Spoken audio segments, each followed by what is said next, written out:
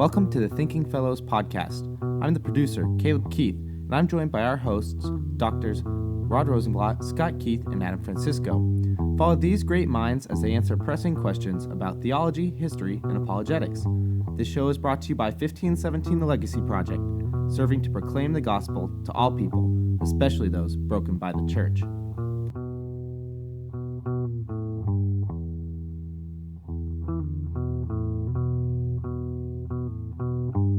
Welcome to the Thinking Fellows podcast. I'm producer Caleb, and as always, or almost always, I should say, I'm joined by Doctors Keith, Rosenblatt, and Francisco. And today, we're continuing along our apologetic path. It's been very similar to our Lochi topics, where we've had several episodes grouped together. I think the plan is ultimately 40 or more episodes in apologetics, which tells you just how important this topic is. And today we're going to move out of our two-part series. We did two pieces on the reliability of the New Testament documents, and we're continuing with a piece of that is the claims of Christ. And that's part of the reliability of the New Testament documents, but it's also kind of its own separate topic that we're going to get to cover in today's show. But before I hop into that, I wanted to thank all the donors out there who helped the show. It's really appreciated. We have a couple really big donors who have helped us completely buy new equipment rigs, things like that. And we then have a lot of regular donors who contribute regular, moderate and small amounts. And that is very appreciated. We can't do what we do on the show without you. If you've listened the whole time, you noticed huge jumps in audio quality because of these types of donations and things like that. You may have noticed that we get more and more guests on the show. We've had the ability to help guests travel out here to record with us. We've also been blessed, Dr. Keith and I were blessed to be able to travel to Germany to record two shows with Dr. Kolb and Dr. Uwe Simonetto. And if you haven't listened to those shows, I'll link those in the show notes, and you should definitely do those. Those are episodes that you really shouldn't miss. And again, those types of opportunities for the show are only made possible by donors. In fact, even the ability for me to continue to produce this show and get it up every week is made possible via the donations that listeners like you provide.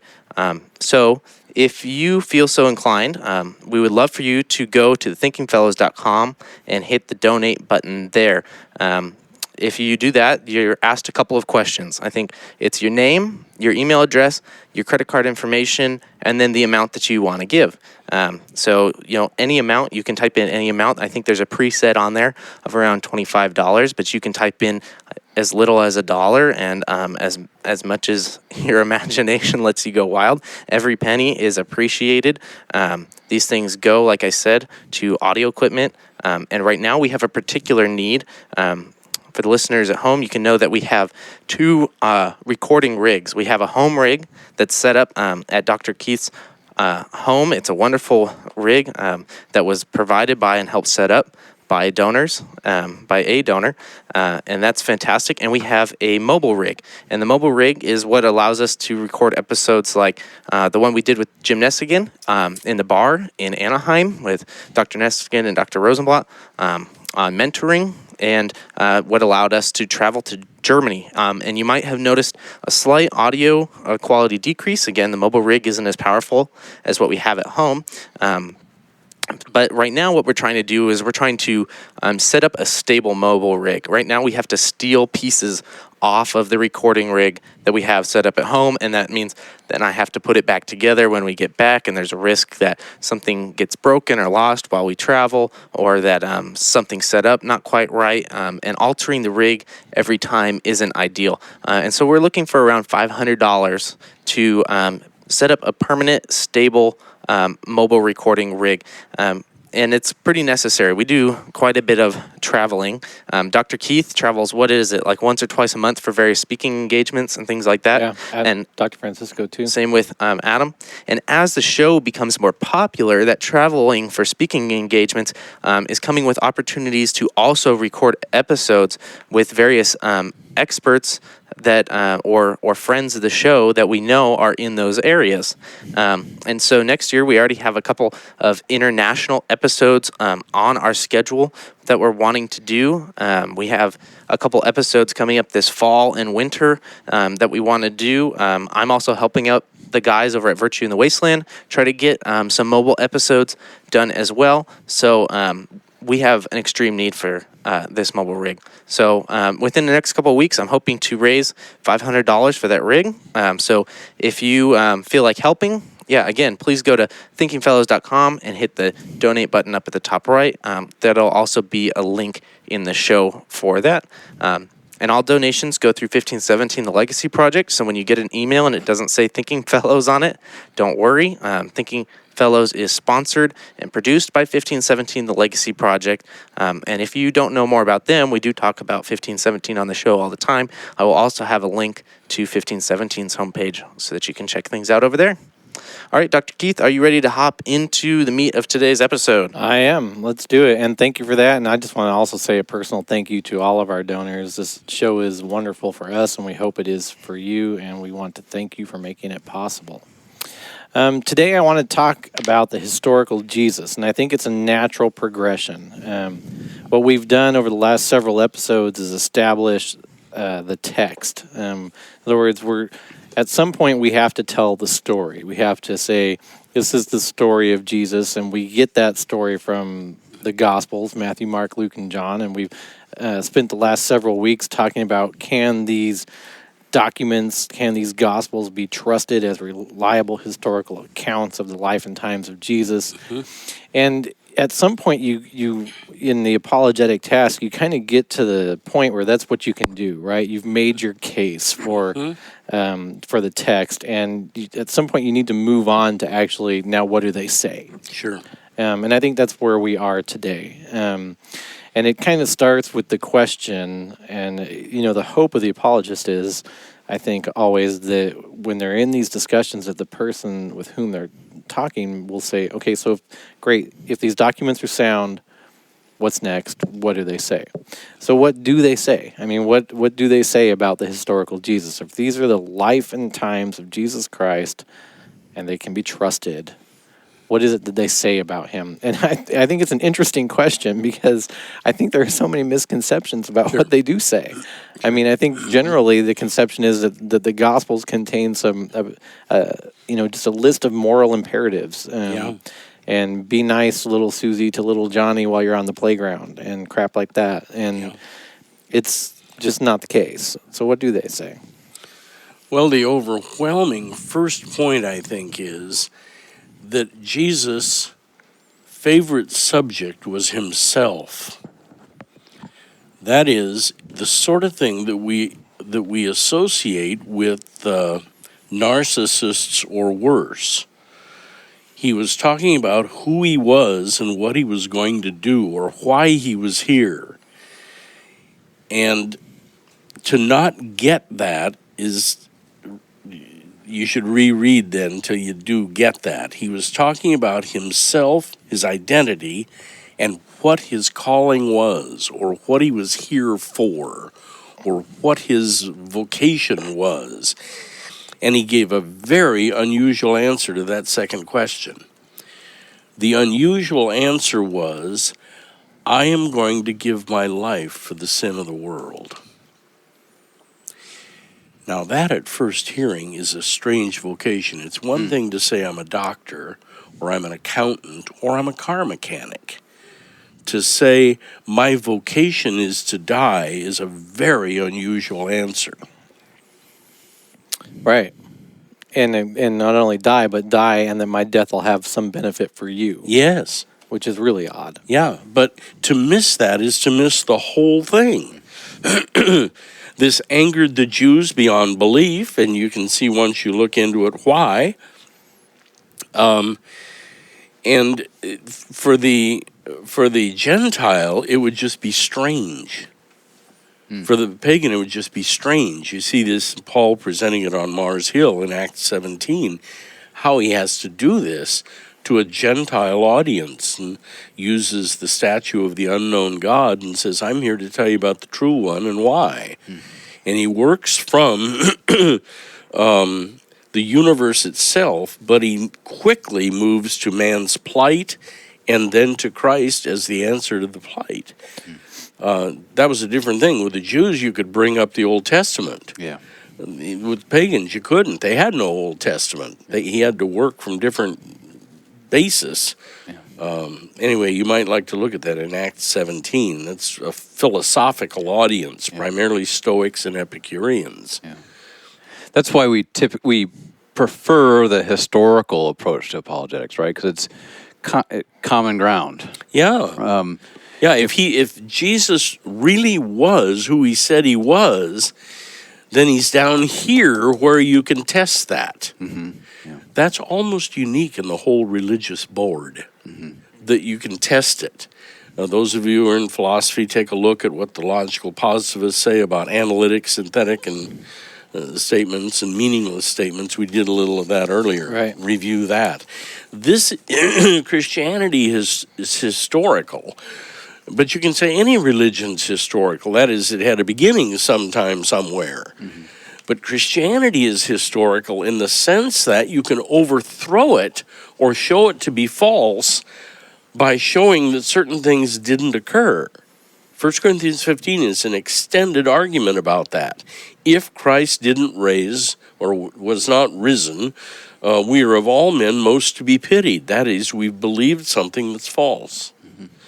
That's unique. Well, we believe something that was false, and our faith that we're now trying to give to other people or share with other people is also false. Yeah. Right, which is critical. Yeah. But at the end of the day, it's important to point out, too, that what Christ actually was saying was that he was God. Yes. The reason that his death would benefit you was because his resurrection would in turn benefit you, right? His death was going to pay a price for your sin, and his resurrection was going to be the first fruits of your resurrection. Right. There are many New Testament words for this. It says it many different ways, but that's it. Yeah, and the reason that would be so powerful was because he was actually God. And that's an interesting claim to make, but not necessarily a unique one. Right. There are many people who throughout history have said this or a similar thing, and there's many crazy people who would say Their mental wards have people in them, people who think they're God. But he actually, in a very sort of verifiable way, said, I'm going to prove it. Yeah. Right. I'm not only going to claim it, but I'm going to prove it. I'm going to show you why it's true. Yes. And he primarily did that in three particular ways. One is fulfilled prophecy, right? Yep. Especially to the Jew. There were prophecies in the Old Testament of what the Messiah would be like, who the Messiah would be, and that he was going to fulfill those. The second one was performing miracles, right? Showing that he had the power, the authority over what we kind of thought were the natural orders, that things always worked. And he said, well, yes, they typically work that way, but I have control over them. Yeah, and it included nature, disease, death. It went the whole spectrum. Right. At will, he was able to do things that we are not used to. Right.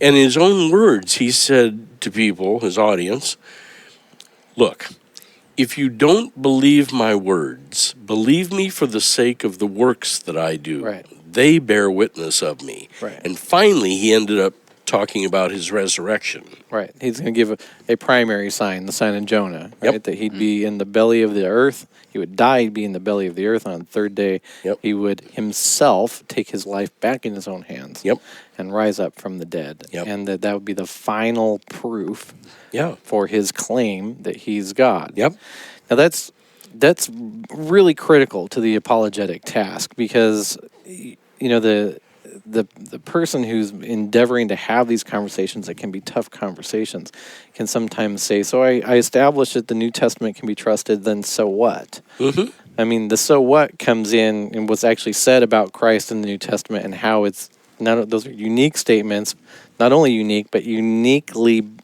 provable. Yes. Or we're able to give evidence in their favor in a very commonly accepted type of way, and that's historical accounts of what people saw, heard, touched. Right.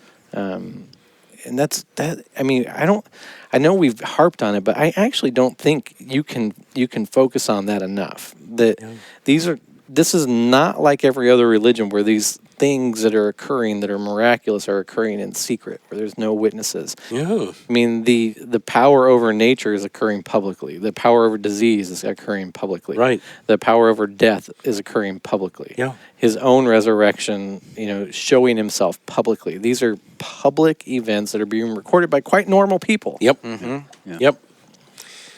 Yeah. And at least here, if we're portraying this with any degree of accuracy, then if you're on the religious quest, start with Christianity, because here you can overthrow it. If you get into the Eastern religions, you ask the question, how could this be disproven? You're going to be frustrated. How would I disprove Buddhism? How could I disprove Confucianism? Be very hard to stipulate that. Sure. Why not start with the one where you can overthrow it factually? Yeah. Look at it first. Montgomery says that the accounts of Christ sort of, and I don't think this is maybe unique to him, I'm not sure, but said the accounts of Christ in the New Testament leave us with a choice, and that choice is that as it's given to us, as he says, he's God. I'm the one who's going to take away the sins of the world. I'm going to take your sins upon myself. I'm going to die. They'll thus be taken away. I'm going to rise. It'll be the first fruits of your resurrection. That as he says these things, and as he says, I'm going to prove them, you're kind of left with just the idea that he's either completely lying, and you can deal with that. That's where can you prove then that he's lying? You should be able to in some way, shape, or form.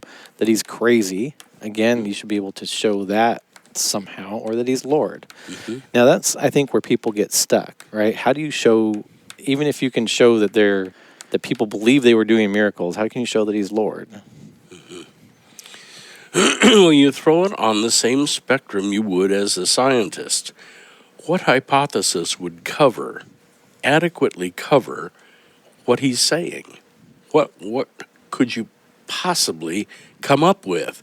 And if he is raised, it's still on the spectrum of highly unusual. You get a whole spectrum of usual to not unusual. This is way over on the unusual side. If he meets the problem that whether we admit it or not, is always rolling in almost all of us, our death, which is inevitable. If he claims to have conquered that, he's got my attention. In other words, if he rises from the dead, I want to hear what he's got to say about what his cross did. Does that make sense? Right. Yeah. The one who actually pulled it off is in the greatest possible position to explain what it meant, not somebody else. Right. So where do we end up with this? I mean, we have the liar, lunatic, or Lord. Why lunatic doesn't work? Why liar doesn't work? People can do that on their own. Go ahead and test him out. That he's the greatest liar ever, or that he's the greatest crazy ever, or that he might be telling the truth. Yeah. C.S. Lewis says in Mere Christianity that everybody wants Jesus to be a good moral teacher. Yes. But that's actually not an option. No. Because he wouldn't be a good moral teacher if he said the things he said. That's right. That's one of the most oft-quoted paragraphs in Lewis, and it's almost worth memorizing. I wish I had. He did not leave that option open to us. He did not intend to. Yeah, it's one of the three. Lord, lunatic, or liar. Yeah, and Lewis discusses liar, lunatic, or Lord too. I think he actually only uses two, though, doesn't he? In Mere Christianity. I'd have to look back. Okay, I believe it. I could be wrong. Well, but. I got a little quote for you. Okay. I mean, the internet's a wonderful thing here. A man who was merely a man and said the sort of things Jesus said would not be a great moral teacher. He would either be a lunatic on the level with a man who says he is a poached egg, or he would be the devil of hell. Right. You must take your choice. That's it, yeah. Either this was and is the Son of God, or else a madman or something worse. Right. You can shut him up for a fool, or you can fall at his feet and call him Lord and God. Right, so he ends up with either lunatic or Lord. Lewis does. Is that's Mere Christianity, right? Yeah, that is. It's Mere Christianity.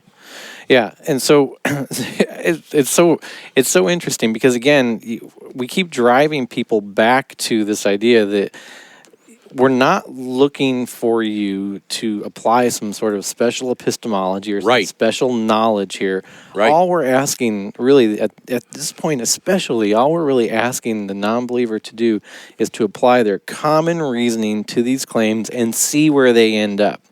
We're not sort of presupposing where they're going to end up, and we're not even requiring a particular determination. Yeah. We're just sort of even begging.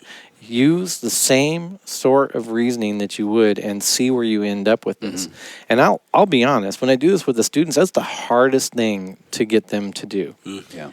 No matter how many times I say it, I feel like I'm in this sort of washing machine tumbling around, where I always end up with one of them saying, well, yeah, but you can't prove it. And I think, again, I'll go back to the statements. I'll say, well, what do you mean by prove it? Well, Yep. it's not that you can know for certain. I think, okay, so how many times are we going to do this? Yeah. You know, and it seems like there's just been such an inculcation of this sort of higher criticism, like you said earlier, whether they know it or not, that automatically miraculous events are sort of taken off the table. Sure. And Or it there's, requires special proof. or requires Yeah. special These extraordinary claims require extraordinary Yeah, proof. absolutely false. Right. In the case of Christianity, absolutely false. How can you prove he died? Well, the same way you'd prove somebody else from back in that era died. How would you prove that he was raised? Well, same way you'd, at point A he was dead, and at point B he was alive again. Yeah. And here we mean bodily. Right. I have the same experience that you have, Scott, in terms of with people, skeptics, non-Christians, or those who grew up in the church but have kind of left. You talk to them about the claims of Christ, sort of on a historical grounds, and they always want to shift the argument, and because the claims are so remarkable, they're looking for extraordinary evidence, or they say, well, this isn't proven, and when they use the term proven, they're looking for mathematical certainty. Right. I actually think they're looking for somebody in a lab coat. Yeah. Does that make any That sense? would- makes sense. That would Their do. high Yeah. priest. Right. Yeah. At the same time, I've sat with people we're just going over Matthew, Mark, Luke, and John, and I time and time again, every 15 minutes or so, I emphasize we're looking at these as historical documents. That's it. This is Yep. not Word of God yet. We're not Yep. there. Nowhere near These are that. historical documents. What do you make of them? Yeah. And there have been a couple occasions. I think I told the story of a Muslim up in Dearbornistan who started looking at the gospel record, in particular the Gospel of John, as a historical document, and all of a sudden found out the stuff I thought I knew about the gospel isn't true. Huh. And the stuff I'm reading in the gospel is remarkable, and I believe it. Huh. Wow. Whoa. And Yeah. it was a 2-year-long process, but Right. the thing that nudged him just in the direction of just reading a gospel is just there's a good reason to consider this as eyewitness testimony because it was written by an eyewitness, Right. And don't read it. I'm not asking you or requiring you to read this as the Word of God. Just Yep. read it as you would a biography of Julius Caesar, Right. or whatever. Yep. Right. And there's, at least in this instance, when he responded to me in one of the emails, he says, "I'm just amazed that I've never heard this before. This sort of I know. Christian type of argument. I've never heard a Christian defend the faith on factual historical grounds." Yep. It's always, he didn't use this language, but this is what he meant. It's always they always assert things at me. Yes. They throw these doctrines at me. And if anybody should recognize just asserting it, should be a Muslim. yeah. Really? Yeah. Because that's what they do is assert. Yeah, and when as I read into that history with this guy, I don't want to name his name. I hope I did in the last episode or the episode I talked about him earlier. He said that there's something. He used the term rational, but he said sort of something commonsensical about a Christianity. There's something. It does not require this wholesale embracing of a system. You can use just sort of your common sense reason and look at it. And I think maybe as the earlier episode, we said, just take a look and see or it was just a couple minutes ago, actually. Just take a look and see what you come out with. We don't Right. require a conclusion that matches ours. take a look, Right. and let's talk about it. But what we are asking for is that you actually take a look, Yeah. right? Now, That you- that's true of non-Muslims. In our Western world, there is no place in the average student's life other than the church, but there's no place where you would read a gospel like that. For instance, in the core courses at Irvine, we do have them read it just as it is, but that's unusual. Right. All right, we're going to take our commercial break, and then we'll be back and we'll finish the discussion.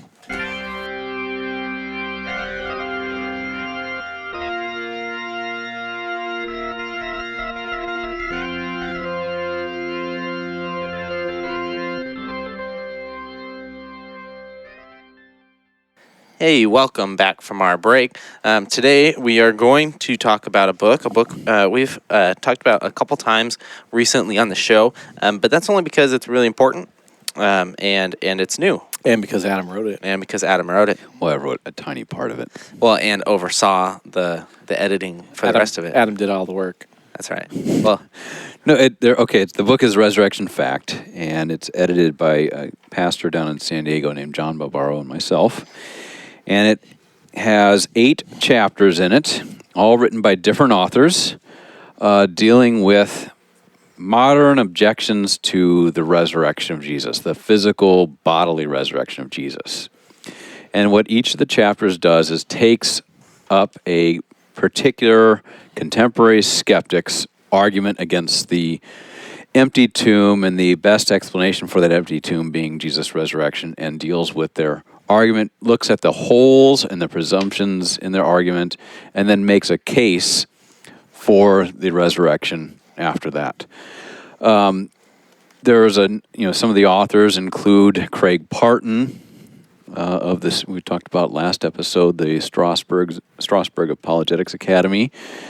Angus Manouge, a philosopher from Concordia University in Mequon, Wisconsin.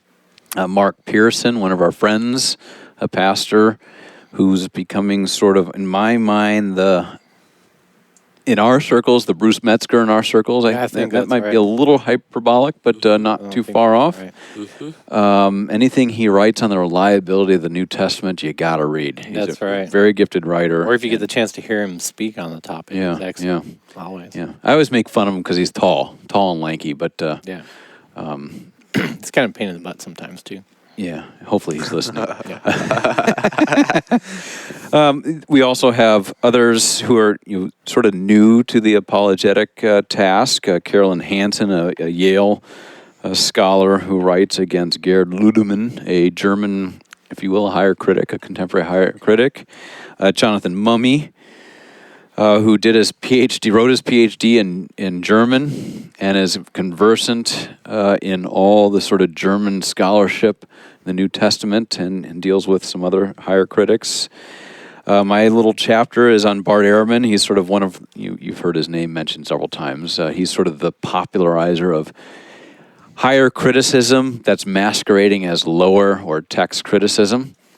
Really? It's throughout the text, all the authors adhere or employ a evidential epistemology, an evidential apologetic epistemology. So all the stuff we've been talking about is applied to the various objections to the resurrection in this book, and you can see it worked out in 8 different ways throughout the text. It's available when this episode drops. It'll be available for pre-order for a couple more days. and then it should be on the store. Depending, I mean, if we have it's hard to tell. Sometimes we get a special guest episode in between Sure. episodes. So, but this will either be the week before or the week after the book drops. So you're either listening to this 3 days before the book comes out or 3 days after it comes out. And so what that's going to mean is you're going to want to follow the link to shop.1517legacy.com, and whether it's available for pre-order or purchase, you'll be able to fill out all the information there, add it to your cart, check out, and it will arrive. If you pre-order it, it'll ship the day it comes out, and if it's days after, it'll come within days of ordering it there. Yeah, the practical import of it is if you've got a friend you've been conversing with concerning the truthfulness of Christianity, and they've especially got an objection concerning the resurrection, chances are their objection is going to be dealt with in this text. So it does have some real practical application. Some of the chapters are very scholarly. Some are very popular in terms of their target audience. We hope, John and I hope, that it'll be a good reference at the very least for your average Christian who's doing apologetics or defending the faith before non-Christians. Yeah, I've gotten a chance to read it, and it's fantastic. It's a great resource. It's definitely something I think anybody who takes this seriously or is going to engage with people outside the church, which means everybody really, should have it on their bookshelf. Mm-hmm.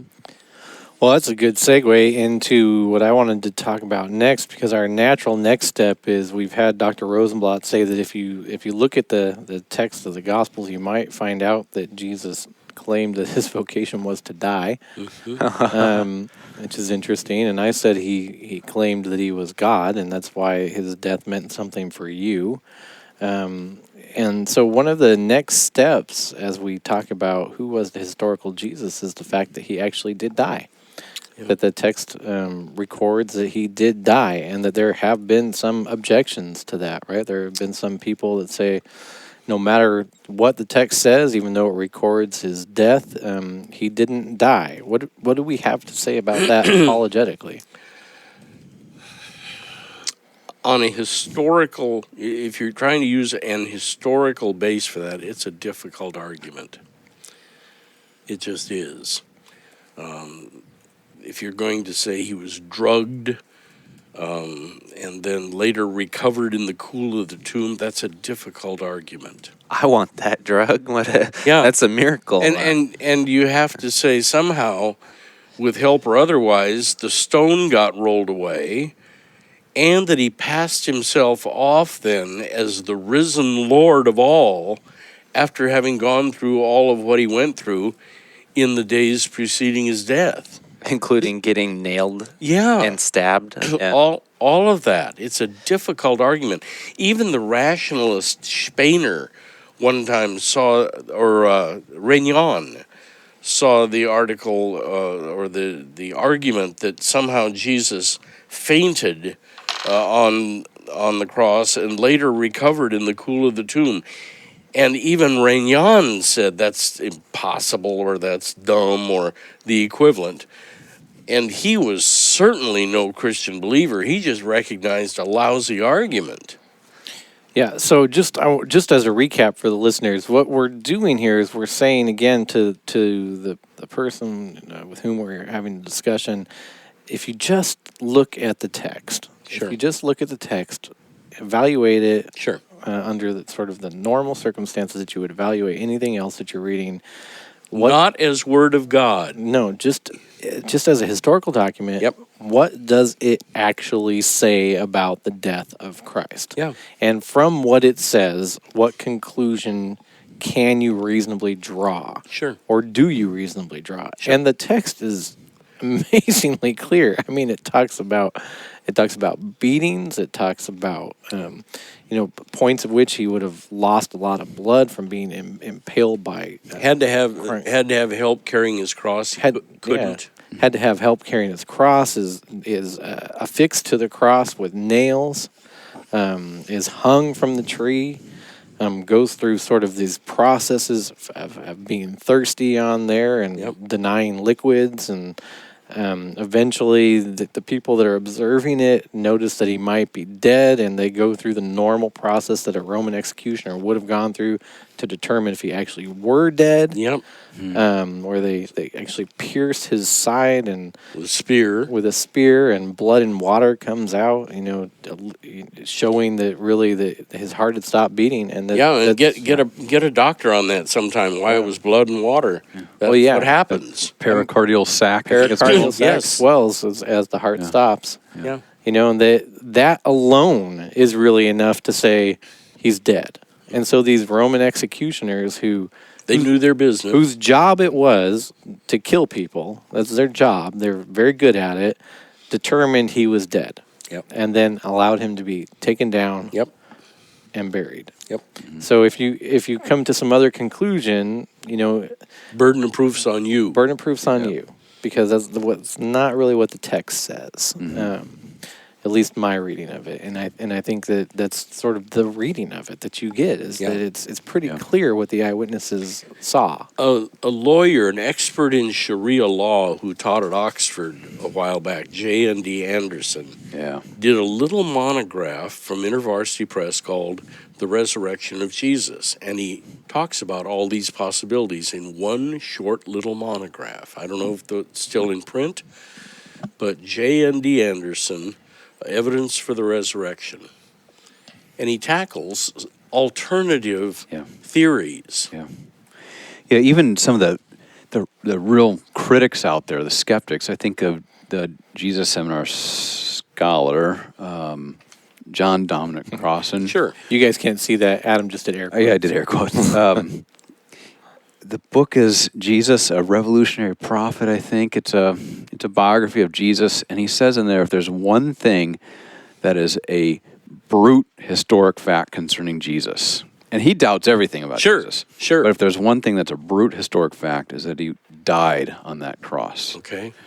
Now, where he was buried and all that, he begins to question. But at least the crucifixion, the death of Jesus is something you cannot, even though there's 1.5 billion Muslims who do reject it, it's something that if you're thinking factually, following the evidence, there's no other conclusion you're going to reach. Yeah.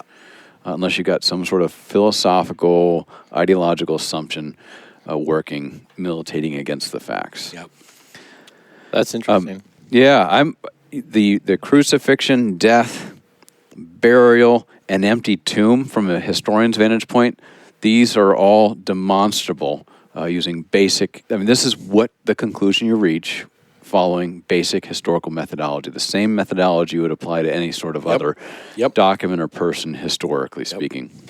Now, why was the tomb empty on Easter morning? What can we say historically? The evidence all says because he rose. There are lots of theories. We were goofing around, I think, at break, talking about the different theories, the swoon theory, the chariot of the gods theory. He was a spaceman, Von Daniken. Yeah. Or the women went to the wrong tomb.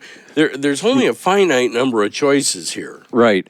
And 6 or 8 of them or something like that. But none of them, if you look at them, are based on the evidence. Yeah. They're all conjecture.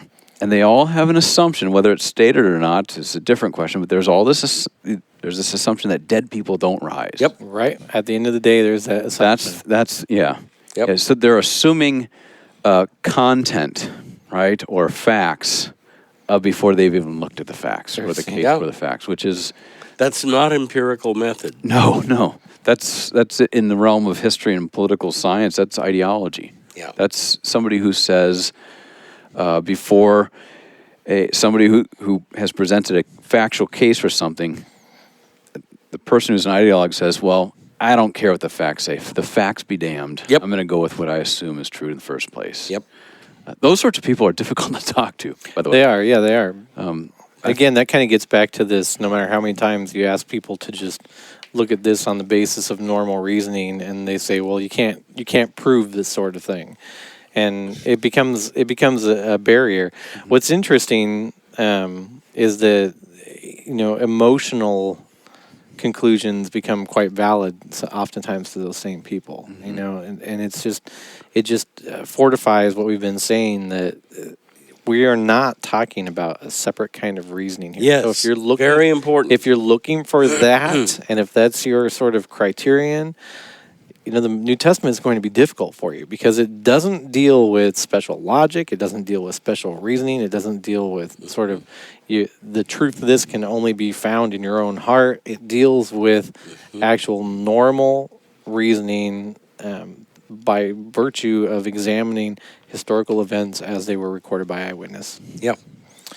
And that puts us in a really unique spot. It's in a great spot, but it's sometimes also in our sort of modern age where I think you said at the break, Rod, it's very difficult to get past that every historical conclusion is doubted in our day and age or something to that effect. Well, the postmodernist, what's been jammed into those poor kids' heads, that every claim is guilty of bias. Right. Or the more sophisticated say, every meta-narrative is untrue. Right. Yeah. No, that's interesting. And the interesting thing is, I would even say that we're not asking for them to look at the New Testament from the perspective of a meta narrative. No. And I mean, we're kind of on their side in There's an a reason- interesting sort of way. We're saying, look at the particular events as Yeah. recorded Right. by eyewitnesses. Right. And there's a correlative, a logical correlative to this, which is so obvious we don't even think about it. The New Testament wasn't written in classical Greek. No. It was written in Koine. Right. There's a parallel. It was street Greek. Yeah, it was. Yeah. I mean, this is for the person. Yeah. Yeah. This isn't for This isn't philosophy. No. No. Yeah. This is reporting what happened. Yeah. This is man on the street. Mm-hmm. Yeah. Yep. It's Paul before Agrippa when he says these things did not happen in a corner. Yeah. And Agrippa answered, Paul, almost thou persuadest me to become a Christian. Yeah. All right. Anything else on this before we wrap up this episode? I think we kind of took it down there. I really think that if people are more interested in sort of the objections to did Christ, was he resurrected? They really should pick up the resurrection fact. It sort of goes through every modern objection to the resurrection. And if we stay consistent with what we're saying, Christ is claiming to be God. He's claiming that his vocation is to die on your behalf, and that that's meaningful to you because he's God, and that his death pays the price for your sin, that he rose again on the third day as the first fruits of your resurrection, that because of his life, he promises you'll have life, and that can be trusted because he's God, and that he shows this by sort of sure evidence, fulfilled prophecy, miracles, resurrection from the dead, and that these were accounted, they were written down, they were seen by eyewitnesses. Again, remember how unusual this is on the whole religious board. Everything you're mentioning. Yeah. Because it leads itself to being overthrown. It sort of is the gauntlet to somebody to say, well, at least overthrow this one because it's going to be relatively easy for you to do, at least seemingly. Well, I liked what you said. Start with this one because you can beat it if you Yeah. you can try to beat it, and it gives you the tools. Yeah. Yeah. One thing I suspect we'll do later on, some other episode, but concerning Jesus' words is his view of the Bible in his day, the Hebrew Bible, the Old Testament, Yeah. as the very Word of God. Sure. And then, John 4, chapters 14 through 16, where he gives the promise to the apostles that he's going to send the Holy Spirit and cause them to remember in what Montgomery calls the doctrine of total recall. Yep. Everything that he taught them. Right. That has some pretty huge religious, if you will, ramifications. Yep. Well, yeah, I mean that's where you go next, right? If Christ was God and he showed that he was God by his resurrection, by raising himself from the dead, then that has some things attached to it, right? What he says. Yeah, he's done this. You might want to trust. Yeah, he's done this through his whole ministry. When there's an argument, what does he reach for? What the Old Testament text says. Yeah. His view of the Old Testament drives liberals crazy. And the only thing they can do is say, well, what more could he have known during that century? He didn't get to study under Dr. Glockenspiel at Heidelberg the way I did. But you've got to reduce him to something in his view of the Old Testament because it's so clear. Yeah. Right. Even when nobody was there to hear it in Matthew, the confrontation with the devil, it's a contest in Scripture quoting from the Old Testament. yeah. Yep. What does the devil use? Verses from the Old Testament. How's the Lord answer him? Verses from the Old Testament. Yeah. Anyway, we'll do that. Well, that's good. I mean, and at the end of the day, this is contingent on did he actually, raise from the dead? Sure. Yeah. And Yeah. Sure. The text says and it says and we can show you why because I guess we'll do this next episode. He showed himself, right? He not only was alive, but he showed himself, and eventually people are touching him. And this is not a spirit; this is a person. This is the Christ. The disciples were afraid. He sits down and has meals with people. That then means something. If the conclusion is that means that he did prove his claims that he was God, then we might want to consider listening to him on what he says about other stuff too. Yep. Yeah. Yeah, including view of the Old Testament, including view of what we will then know of the New Testament based on his promise to send the Holy Spirit. Yeah, his view will be the view. Yeah, all those things come into play, but it's all contingent on was he God or not, and did his resurrection prove that? Yep. So, all right, that's where we'll wrap up for today. We'll hit that next time. Maybe we'll make a note. That's where we left off, and we'll go from there. All right. Thank you for listening. And as always, if you never want to miss an episode, remember to subscribe on iTunes or your favorite podcasting app.